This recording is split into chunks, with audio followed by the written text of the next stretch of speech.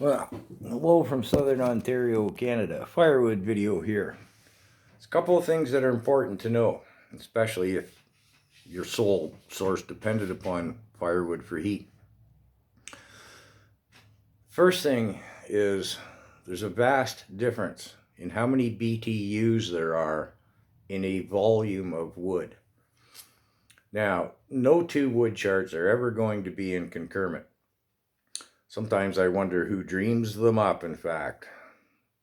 And of course, where you are, there's only going to be so many types of wood available. For example, I'm here in Southern Ontario. I have quite a selection of hardwoods. If I go up to Algonquin Park area, Temagami or something, the choices aren't nearly the same. In fact, there's very little hardwood up there.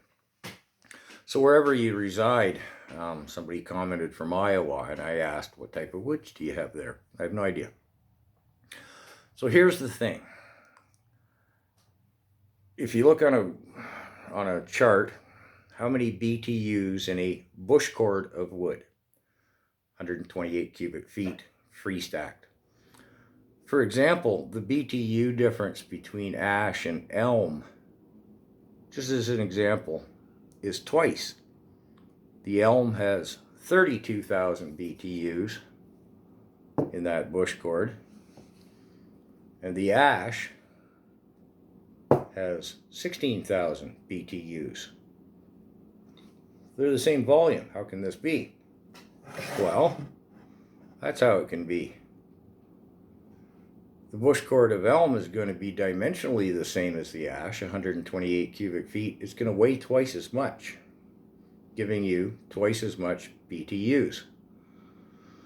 Now, of course, this isn't a pound of elm, and this isn't a pound of ash, but I wasn't going to go sifting through the wood pile to find them for you.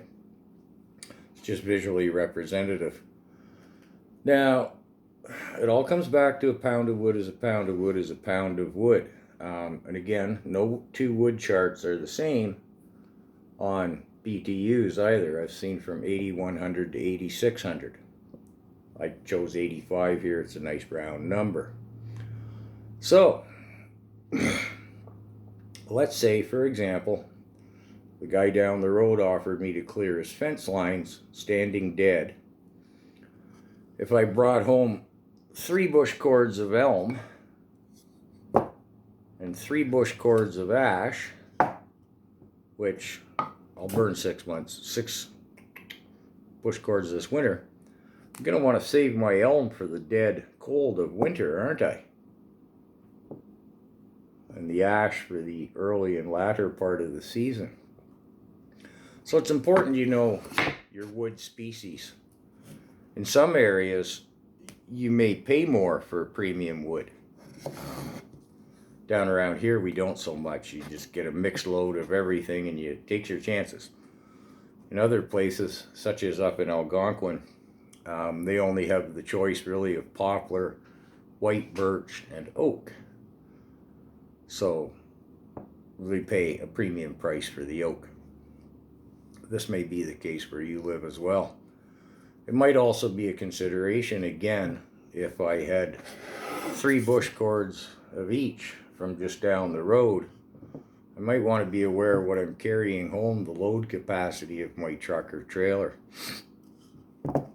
And that's what you need to know. Now, I'll just ramble for another minute more. It always astounded me, I sold firewood for years, that people just didn't appreciate and understand the difference between the wood and the values that they were getting for it. I'll see if I can find a chart that I like, and I'll bring it up for you. But again, that's kind of area specific to Southern Ontario. I have no idea what you're going to have in Iowa, for example. But get your head around first that a pound of wood is a pound of wood is a pound of wood. And then get your head around that a bush cord is still dimensionally the same, but can have a wildly varying amount of BTUs in it.